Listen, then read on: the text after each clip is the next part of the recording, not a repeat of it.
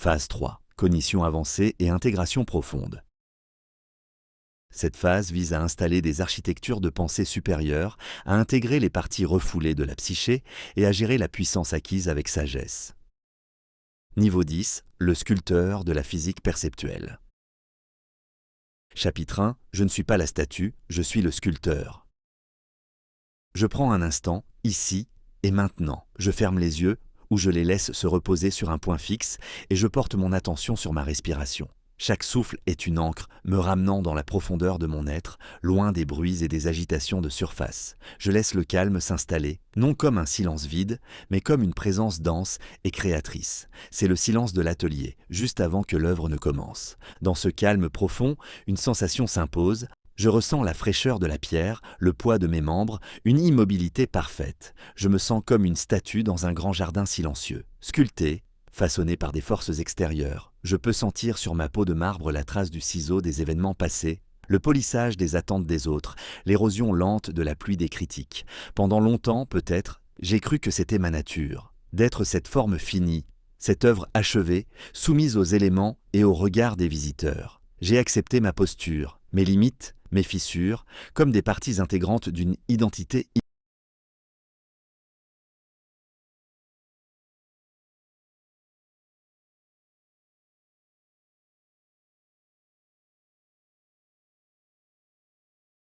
croyais être. Cette forme figée n'est pas ma nature. Je ne suis pas la statue. Même si par le passé j'ai pu me sentir impuissant, défini par les coups du sort comme si j'étais un simple bloc de pierre, je reconnais maintenant la plus grande des illusions. La force qui a taillé cette pierre a toujours été la mienne. Je suis le sculpteur. Mes mains ne sont plus de pierre froide.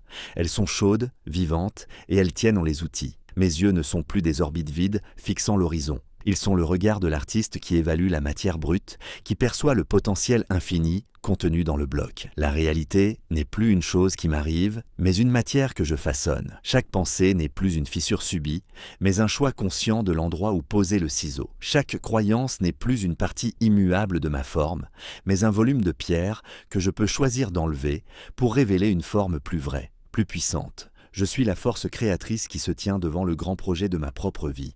Je ressens cette nouvelle autorité s'ancrer en moi, non comme un acte d'ego, mais comme une responsabilité sacrée. C'est une certitude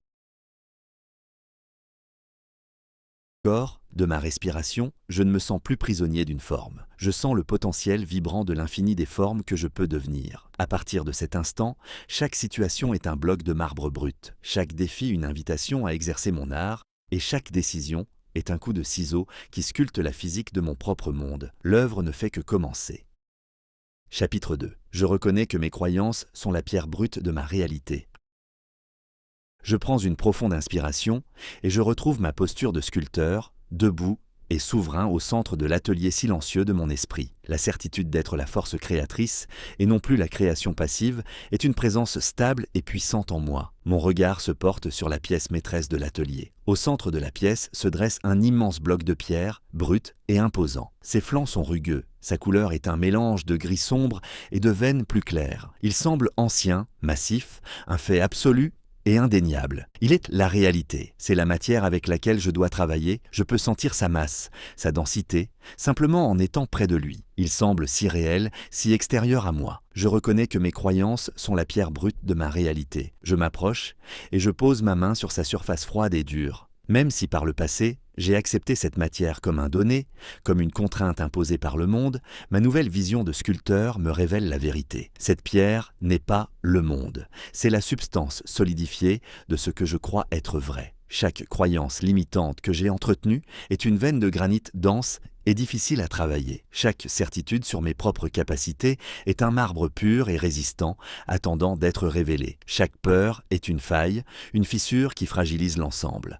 Cette masse n'est pas une réalité objective, c'est ma propre physique perceptuelle à l'état brut. Je ne suis pas une victime de cette matière. J'en suis la source. Je comprends maintenant que je n'ai pas été jeté dans un monde de pierre. J'ai solidifié mon propre monde, pensée par pensée, certitude par certitude. Je ressens cette prise de conscience s'ancrer en moi, me libérant du poids de la fatalité. Cette pierre n'est plus une prison, c'est une possibilité. Je peux maintenant en faire le tour, en étudier la composition, en tester la solidité. Avant de lever mon ciseau, Mon premier travail de sculpteur est d'honorer la nature de ma matière. Désormais, face à une limite apparente dans ma vie, je ne la verrai plus comme un mur infranchissable, mais comme une section de la pierre que j'ai moi-même choisie. Et en tant que sculpteur, je sais que toute pierre, aussi dure soit-elle, peut être taillée. Chapitre 3. Je ressens le potentiel infini dans la pierre brute de l'instant. Je prends une profonde inspiration et je retrouve ma conscience de sculpteur, cette identité créatrice qui est ma vérité. Je suis de retour dans mon atelier, ma main posée sur le grand bloc de pierre de mes croyances, cette matière que j'ai reconnue comme mienne. Je sens sa solidité, sa masse, le poids du réel. Mais aujourd'hui, ma perception s'affine. En y portant une attention totale, je perçois une vibration subtile, une chaleur latente qui émane de ses profondeurs. Cette pierre n'est pas une relique du passé, elle n'est pas inerte, elle est la substance même du moment présent. Je comprends maintenant que le seul matériau que je puisse jamais sculpter est la pierre brute de l'instant. Je ressens le potentiel infini qui est contenu en elle. Même si par le passé j'ai pu voir chaque moment comme une conséquence inévitable de celui d'avant, une pierre déjà taillée et posée, je vois aujourd'hui la vérité libératrice. L'instant n'est pas une statue achevée, il est le bloc de marbre originel, contenant en lui la possibilité de toutes les statues. La forme du futur n'est pas encore décidée. Elle n'est pas une fatalité, elle est un frémissement de l'infini, une promesse silencieuse qui dort au cœur de la matière du présent. Je ne suis plus écrasé par le poids de ce qui est, je suis soulevé par l'immensité de ce qui peut être. Ma puissance de sculpteur ne réside pas seulement dans ma capacité à remodeler mes croyances passées, mais dans ma capacité à choisir la forme que je donne à l'instant qui se présente. Chaque seconde est une nouvelle carrière de pierre, vierge et pleine de potentiel. Je sens cette nouvelle perception s'infuser en moi comme une chaleur créatrice. La pression de devoir subir le temps se dissout, remplacée par l'excitation de le créer. En quittant cet espace intérieur, j'emporte cette certitude. Chaque moment de ma vie qui s'offre à moi n'est plus une marche sur un chemin tracé, mais un nouveau bloc de matière brute, vibrant de potentiel, que je reçois avec la joie et le respect de l'artiste sur le point de commencer son plus grand chef-d'œuvre. Chapitre 4. Je saisis le ciseau des principes premiers pour briser les illusions. Je prends un instant, ici et maintenant. Ma respiration est le souffle lent et régulier qui emplit le silence de mon atelier intérieur. Je retrouve cette conscience de sculpteur, cette identité fondamentale qui est ma source de pouvoir et de sérénité. Je suis la présence créatrice qui se tient devant l'œuvre de sa propre vie. Devant moi se dresse l'immense bloc de pierre de ma réalité, cette matière brute de mes croyances que j'ai reconnue comme mienne. Je ressens son potentiel infini, cette vibration de toutes les formes possibles qui dorment en son sein. Mais la contemplation, aussi profonde soit-elle, ne suffit plus. Le temps n'est plus à l'observation, mais à l'action. Une intention claire naît en moi, celle de commencer à tailler, à révéler la forme qui attend dans la pierre. Pour cela, j'ai besoin d'un outil. Je me tourne vers mon établi, et ma main, comme guidée par une sagesse nouvelle, se porte vers un instrument. Je sens le poids de l'acier froid, dense et parfaitement équilibré. Mon regard suit la ligne pure de l'outil jusqu'à son extrémité, un tranchant d'une finesse absolue, forgé non pas dans le feu, mais dans la clarté. C'est le ciseau des principes premiers. Je saisis le ciseau des principes premiers pour briser les illusions. Même si par le passé, j'ai pu me sentir intimidé par la masse compacte d'un problème, le voyant comme un tout inséparable et menaçant, je vois maintenant sa véritable nature. La complexité apparente n'est qu'une couche superficielle, une croûte d'opinions acceptées, de conventions et d'hypothèses non vérifiées. Je m'approche de la pierre. Je ne frappe pas au hasard avec la force brute. J'utilise mon ciseau pour sonder, pour écouter. Je cherche la ligne de faille d'une vieille croyance, le grain d'une supposition cachée. Et lorsque je le trouve, je place la pointe acérée de mon outil et je frappe. D'un coup sec et précis. Le son est pur, cristallin. Un éclat de pierre se détache, non pas un simple fragment, mais une illusion entière qui tombe au sol et se réduit en poussière. Ce qui est révélé en dessous n'est pas le vide, mais la vérité nue de la matière, le principe fondamental qui était caché. Je ne me bats plus contre la complexité, je la déconstruis. Je ressens la puissance de cet outil, non pas comme une force de destruction, mais comme une force de clarification ultime. La peur de l'inconnu se dissout. En reprenant conscience du monde qui m'entoure, j'emporte ce ciseau avec moi. Face à un défi, une décision, un obstacle, mon premier réflexe n'est plus de chercher une solution à la surface, mais de saisir mon ciseau. Je pose la seule question qui compte. Quelle est la vérité la plus fondamentale ici? En brisant les illusions de la complexité, je ne trouve pas seulement des réponses, je sculpte la clarté. Chapitre 5. Je manie le compas de la pensée systémique pour ressentir les liens invisibles. Je prends une profonde inspiration et je retrouve ma place de sculpteur dans le silence concentré de mon atelier. Mon ciseau des principes premiers repose sur l'établi, encore vibrant de la clarté qu'il a révélée. Le sol est jonché des éclats de mes anciennes illusions réduites en poussière. Autour de moi, la pierre brute de ma réalité est maintenant plus pure, déconstruite en ses vérités fondamentales.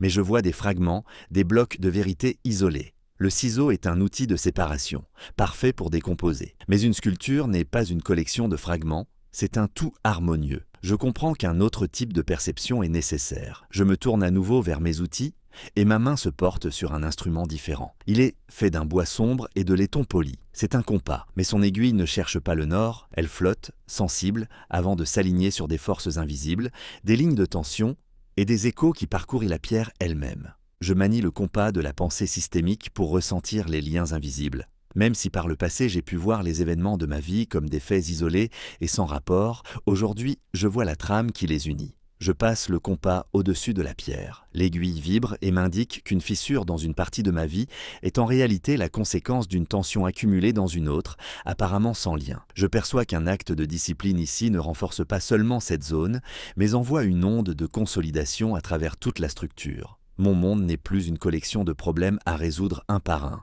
C'est un écosystème unique et interconnecté. Je comprends que je ne peux pas toucher une partie de la pierre sans affecter l'ensemble. Chaque pensée, chaque action, chaque habitude n'est plus un événement isolé, mais une information que j'introduis dans un système dynamique, créant des boucles de rétroaction qui me renforcent ou m'affaiblissent. Je cesse de me concentrer sur le symptôme pour agir sur la structure profonde des causes. Je ressens cette nouvelle perception s'éveiller en moi, non comme une analyse intellectuelle, mais comme un sens palpable, une intuition des flux et des dynamiques. En déposant le compas, je ne perds pas ce sens. Ma conscience elle-même est devenue cet instrument. Je vois maintenant les fils invisibles qui courent à travers ma réalité, et je sais que chaque coup de ciseau doit être guidé par cette compréhension de l'ensemble pour que ma sculpture ne soit pas seulement une collection de belles parties, mais une œuvre d'art unifiée et résonante. Chapitre 6. Je deviens maître de la perspective avec le miroir de l'inversion. Je prends une profonde inspiration et je retrouve ma posture de sculpteur au cœur de mon atelier. Le ciseau des principes premiers m'a permis de déconstruire la pierre. Le compas de la pensée systémique m'a révélé les liens invisibles qui la parcourent. Je comprends la matière, je comprends le système. Pourtant, je sens qu'il me manque un outil crucial, celui qui permet de voir la forme finale avant même qu'elle n'existe. Mon regard est attiré par un objet posé sur un drap de velours noir. Il est lourd, fait d'obsidienne polie, et sa surface est un miroir si parfait qu'il ne reflète pas la lumière, mais semble l'absorber. Ce n'est pas un miroir ordinaire qui montre ce qui est, c'est le miroir de l'inversion. Il montre le vide, là où il y a la pierre, et la pierre, là où il y a le vide. Il montre non pas le chemin à suivre, mais tous les chemins à éviter pour que seule la bonne voie demeure. Je deviens maître de la perspective avec le miroir de l'inversion. Même si par le passé, ma quête était toujours « comment atteindre le succès ?», je vois maintenant la puissance vertigineuse d'une question inversée. Je regarde mon bloc de marbre à travers le miroir et je demande « comment garantir l'échec ?» Instantanément, le miroir me révèle avec une clarté brutale tous les points de fragilité, toutes les erreurs de jugement, toutes les actions impulsives qui mèneraient mon œuvre à sa ruine. En identifiant ces chemins de l'échec, je vois, par contraste, le chemin de la réussite se dessiner avec une évidence nouvelle. Le succès n'est plus une cible lointaine que je dois viser au hasard, mais l'espace qui reste lorsque j'ai consciemment éliminé toutes les possibilités d'échec. Je ne cherche plus à avoir raison.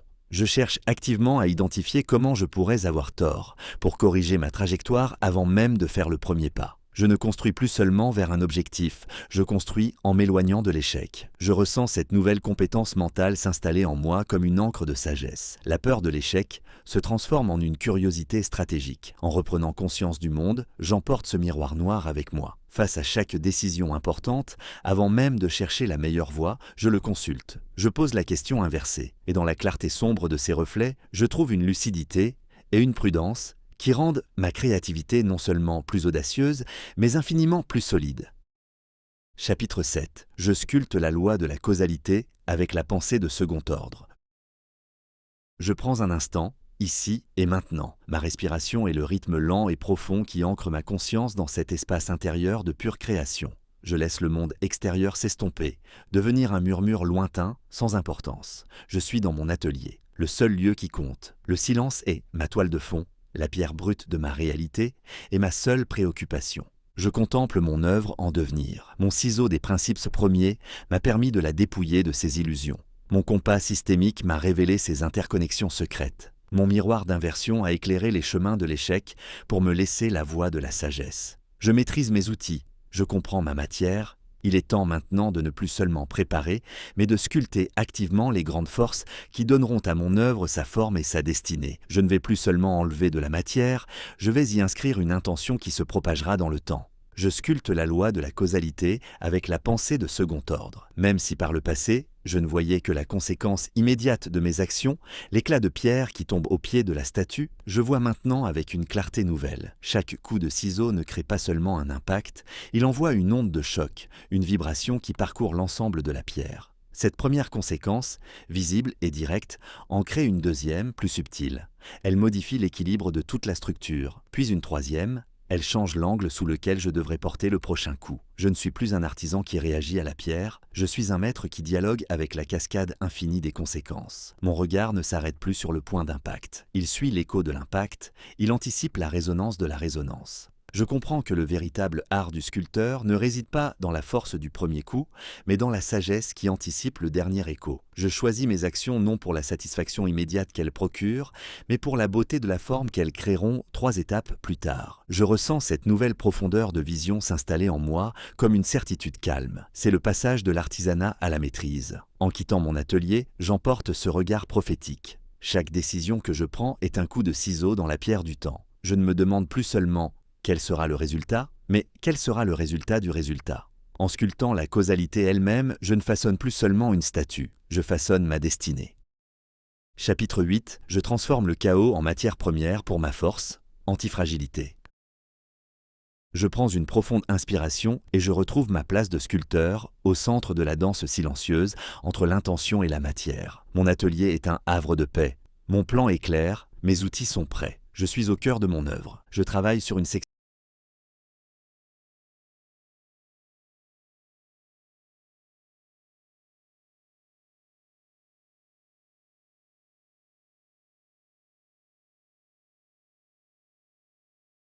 n'avais jamais eu l'intention d'enlever, se détache et s'écrase au sol. La forme parfaite que j'avais en tête est brisée. Le chaos, l'imprévu, l'accident vient de faire irruption dans l'ordre de ma création.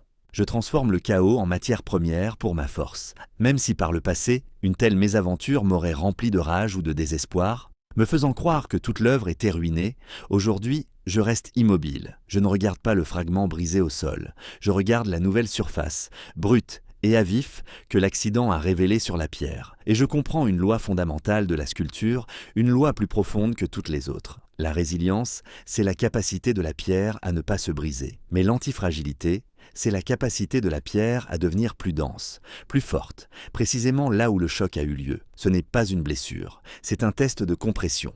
Le choc n'a pas détruit mon œuvre, il m'a montré où elle devait être renforcée. Il m'a offert une opportunité de la rendre, non pas comme elle était avant, mais infiniment plus robuste. Je ne cherche plus à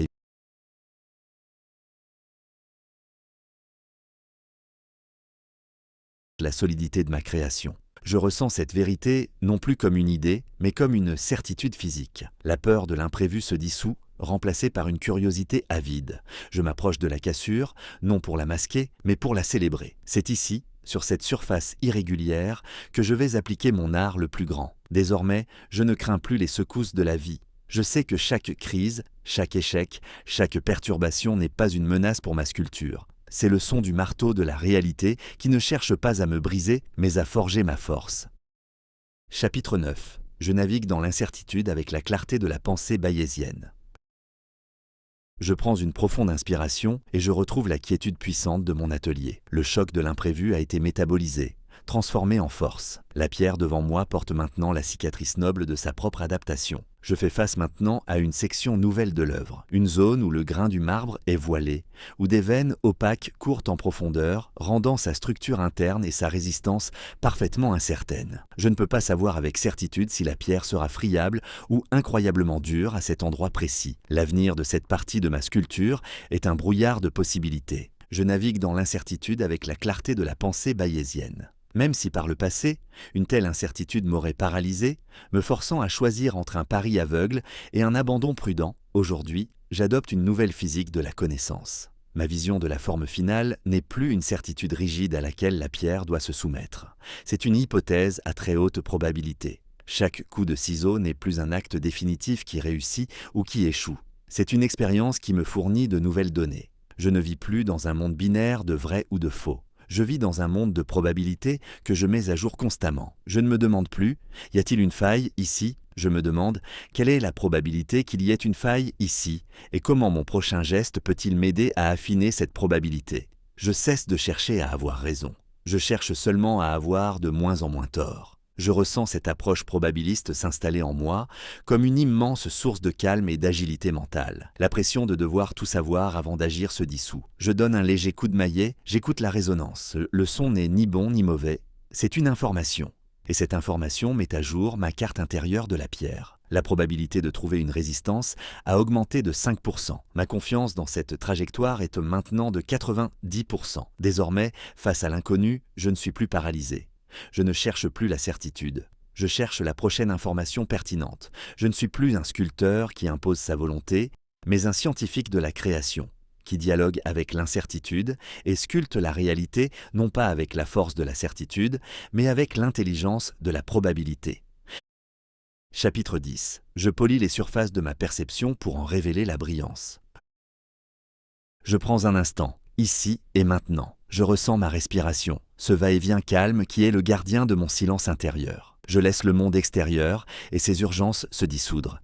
Et je retrouve la quiétude sacrée de mon atelier. Je suis le sculpteur, je suis la conscience qui façonne sa propre réalité. Je me tiens devant mon œuvre, la grande sculpture de mon être. Le travail brut est achevé. Le ciseau des principes premiers a déblayé les illusions. Le compas de la pensée systémique a harmonisé les proportions. Le miroir de l'inversion a sécurisé la structure. L'œuvre est là, solide, cohérente, forte. Elle a survécu au choc, elle a été façonnée avec sagesse. Sa forme est juste, mais en passant ma main sur sa surface, je la sens encore rugueuse, marquée par les outils, mate, elle ne vibre pas encore, elle ne capte pas la lumière. Elle est correcte, mais elle n'est pas encore vivante. Je polis les surfaces de ma perception pour en révéler la brillance. Je comprends maintenant que la vérité d'une œuvre ne réside pas seulement dans sa forme, mais dans sa finition.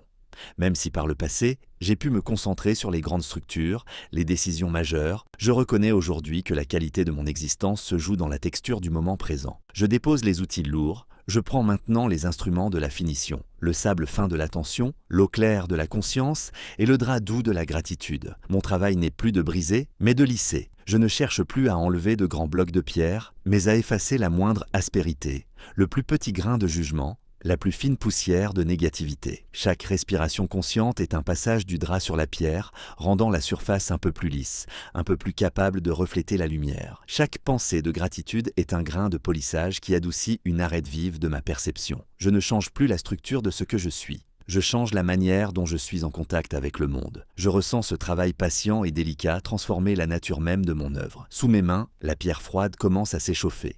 Une lueur subtile venant de l'intérieur commence à percer la surface. La brillance que je révèle n'est pas un simple reflet de la lumière extérieure, c'est la lumière de l'âme de la pierre elle-même qui peut enfin rayonner. En quittant cet espace, je sais que ma pratique a changé. Mon attention ne se portera plus seulement sur ce que je fais, mais sur la qualité de ma présence dans chaque chose que je fais. Chaque interaction est une occasion de polir, chaque pensée une chance de lisser, jusqu'à ce que ma conscience entière devienne un miroir parfait, non pas pour refléter le monde, mais pour révéler la lumière qui est ma nature profonde. Chapitre 11. J'intègre les ombres de la pierre comme une part essentielle de l'œuvre. Je prends une profonde inspiration et je retrouve cet état de réceptivité. Je suis le sculpteur et mes mains glissent sur la surface de mon œuvre, maintenant lisse et presque vivante sous le polissage délicat de mon attention. En polissant, mon regard est attiré non pas par la brillance, mais par les zones d'ombre. Je vois une veine d'un gris plus sombre qui serpente à travers un marbre d'une blancheur éclatante. Je vois une inclusion minérale, une impureté cristalline qui brise l'uniformité de la pierre. Ce sont les parties de la matière que je n'ai pas choisies, les aspects inhérents au bloc originel, les traces de son histoire géologique. J'intègre les ombres de la pierre comme une part essentielle de l'œuvre, même si par le passé, une partie de moi, le perfectionniste, aurait vu ses défauts comme une honte, une preuve que la pierre n'était pas assez pure. Aujourd'hui, en tant que maître sculpteur, je vois la vérité. Tenter de cacher cette veine sombre ne ferait que créer une faiblesse. Tenter de l'arracher ne laisserait qu'un trou béant. Ces ombres ne sont pas des erreurs. Elles sont la signature de la pierre, elles sont son histoire, son caractère, sa vérité. Je comprends maintenant que la perfection n'est pas l'uniformité. La véritable beauté naît du contraste. C'est la veine sombre qui rend la blancheur du marbre si éclatante. C'est l'impureté qui accroche la lumière et lui donne une profondeur nouvelle. Je ne cherche plus à les effacer. Au contraire, je les polis avec une attention particulière, je les intègre au design d'ensemble, je fais d'elles des points d'intérêt, des lignes de force. Elles ne sont pas les faiblesses de ma sculpture, elles en sont l'âme. Je ressens une immense vague de paix et d'acceptation s'installer en moi. La lutte contre l'imperfection cesse. Je prends du recul et je contemple mon œuvre. Elle est infiniment plus belle et plus authentique ainsi. Désormais, lorsque je perçois une faille dans ma personnalité ou mon histoire, je ne la verrai plus comme une erreur à corriger, mais comme une veine de caractère unique, une ombre essentielle que je choisis d'honorer et d'intégrer dans la magnifique sculpture de mon être.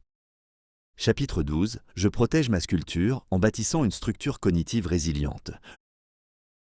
Je prends une profonde inspiration et je retrouve ma place de sculpteur au cœur de mon atelier. Mon œuvre se dresse devant moi, sa forme est harmonieuse, sa surface est polie, ses ombres sont intégrées. Elle est complète, elle est magnifique, elle est l'expression la plus pure de ma nature. Mon attention se déplace alors de la sculpture elle-même à l'espace qui l'entoure. L'atelier est calme, mais il ne le sera pas toujours. Je sais que des tempêtes peuvent se lever, que des secousses peuvent survenir, que le temps lui-même peut user la pierre la plus dure. Une œuvre d'art magnifique mais fragile n'est qu'une gloire éphémère. Ma dernière tâche de sculpteur n'est pas de sculpter la pierre, mais de protéger l'œuvre. Il ne s'agit plus de créer la forme, mais de préserver la beauté. Je protège ma sculpture en bâtissant une structure cognitive résiliente. Même si par le passé, j'ai pu croire que la fin du travail était l'œuvre elle-même, je comprends maintenant que c'est le début d'une nouvelle responsabilité, celle de gardien. Mon travail consiste à concevoir et à construire un temple autour de ma sculpture. Je ne bâtis pas des murs épais pour la cacher du monde.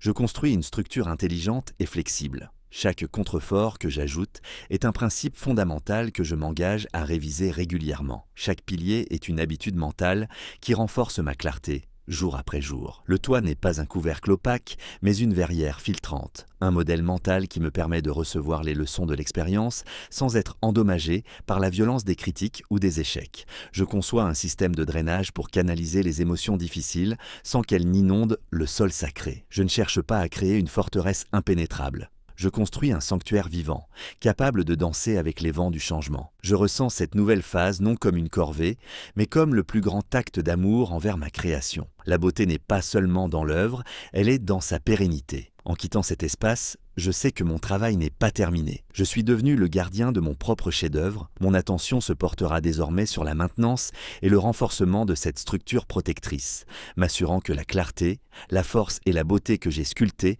ne soient pas seulement un exploit d'un instant, mais un héritage durable. Chapitre 13. Je sais que chaque imperfection est une opportunité de maîtrise.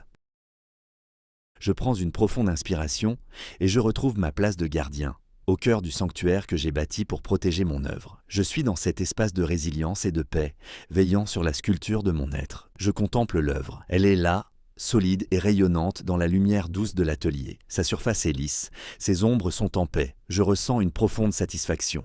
C'est alors que je remarque une nouvelle marque, minuscule, presque invisible. Une éraflure près de la base, une fine ligne de fracture qui n'était pas là hier. Ce n'est pas le résultat d'un grand choc, mais de la simple friction de l'existence, une conséquence inévitable du fait d'être dans le monde. Je sais que chaque imperfection est une opportunité de maîtrise, même si par le passé, la découverte d'une telle faille m'aurait rempli d'une anxiété de perfectionniste, la voyant comme un échec, une preuve que ma protection était insuffisante. Aujourd'hui, ma conscience de sculpteur me révèle une vérité plus profonde. Mon œuvre n'est pas un objet mort dans un musée. C'est une création vivante qui interagit avec la réalité. Et ce qui vit porte des cicatrices. Cette imperfection n'est pas une régression. C'est un appel. C'est un nouveau problème de sculpture qui m'est posé, non pas au niveau du design initial, mais au niveau de la maintenance et de l'évolution. C'est une invitation à reprendre mes outils, non pas avec la fougue du créateur, mais avec la sagesse du restaurateur d'art. Cette fissure n'est pas un signe de faiblesse. C'est la question que la vie me pose aujourd'hui. Et ma réponse sera la preuve de ma maîtrise. Je ressens cette nouvelle perspective comme une immense libération.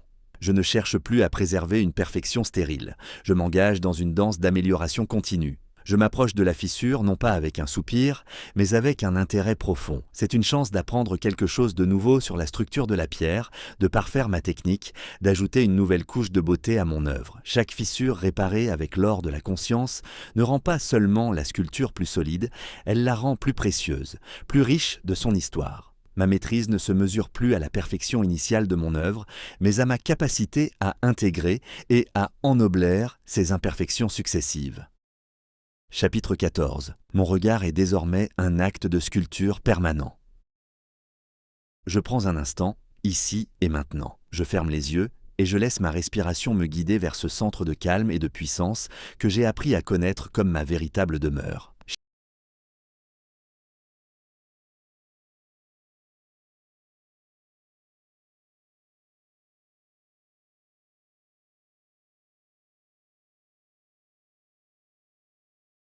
État d'être. La grande sculpture de ma conscience est là, achevée et pourtant vivante. Je peux sentir sa surface lisse et polie, je peux voir la lumière danser sur les veines d'or qui racontent son histoire et sur les ombres profondes qui lui donnent son caractère. Les outils ne sont plus sur l'établi, je les ressens en moi. Le ciseau des principes premiers est devenu la clarté de mon esprit. Le compas de la pensée systémique est devenu mon intuition. Le miroir de l'inversion est ma sagesse. L'atelier n'est plus un lieu que je visite, je suis l'atelier. Mon regard est désormais un acte de sculpture permanent. Même si par le passé, j'ai pu croire que voir était un acte passif, un simple enregistrement de la réalité extérieure, je comprends maintenant la nature ultime de ma puissance de sculpteur. Mon attention n'est pas un miroir qui reflète le monde, c'est une main qui le façonne. Chaque fois que je pose mon regard sur une situation, je ne fais pas que l'observer. Je la touche, je la sculpte. Lorsque mon regard, chargé de l'intention des principes premiers, se pose sur un problème complexe, il le déconstruit, en sépare les illusions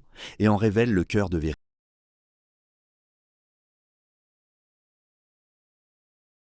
Il en perçoit les liens invisibles et, par cette simple perception, les renforce et les harmonise. Lorsque mon regard, empli de gratitude, se pose sur un moment ordinaire, il le polit jusqu'à en révéler la brillance cachée. Je ne suis plus en train de réagir à la réalité que je vois. Je suis en train de créer la qualité de la réalité par la manière dont je choisis de la voir. Je ressens cette nouvelle identité s'éveiller au plus profond de moi. La distinction entre l'artiste et le monde s'estompe.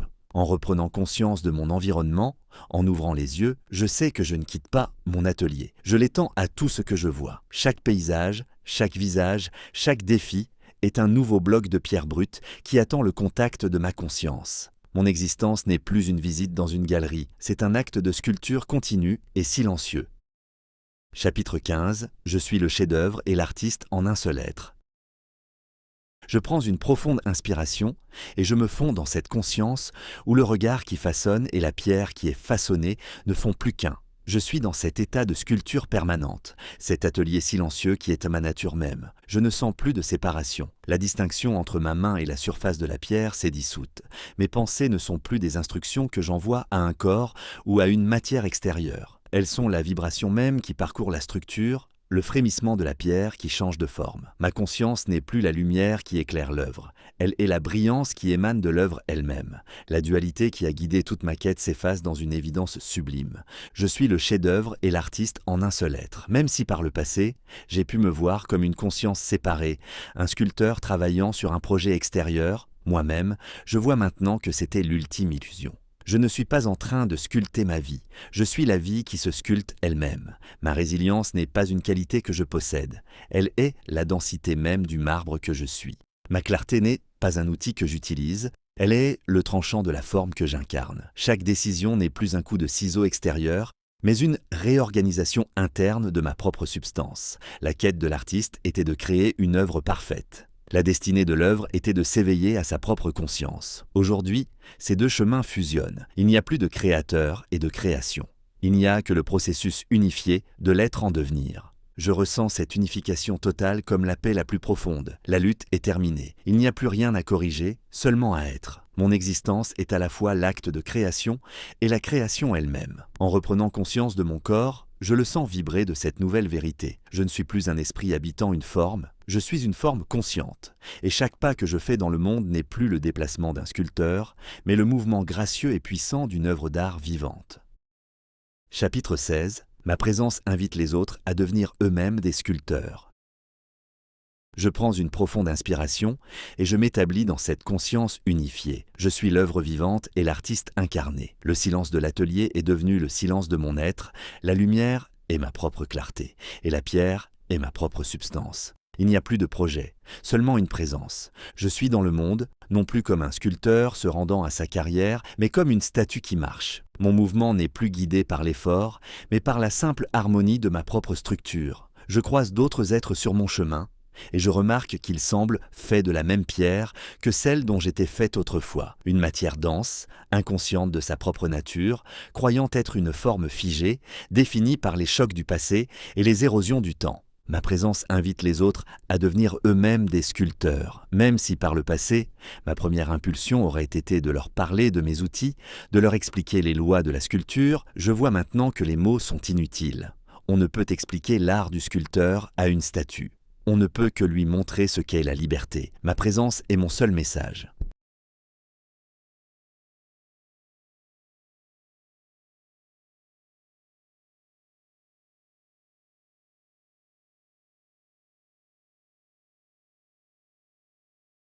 Ma solidité n'est pas un discours sur la résilience, elle est une vibration qui rappelle à leur propre substance qu'elle aussi peut endurer. Ma clarté n'est pas une explication de la vérité, elle est une lumière qui, en tombant sur eux, révèle pour un instant le potentiel de brillance qui dort sous leur surface brute. Je ne leur offre pas un plan, je leur offre une possibilité. Je suis la preuve silencieuse et vivante que la pierre peut s'éveiller. Je ressens cette nouvelle fonction non comme un fardeau, mais comme une conséquence naturelle de ma propre libération.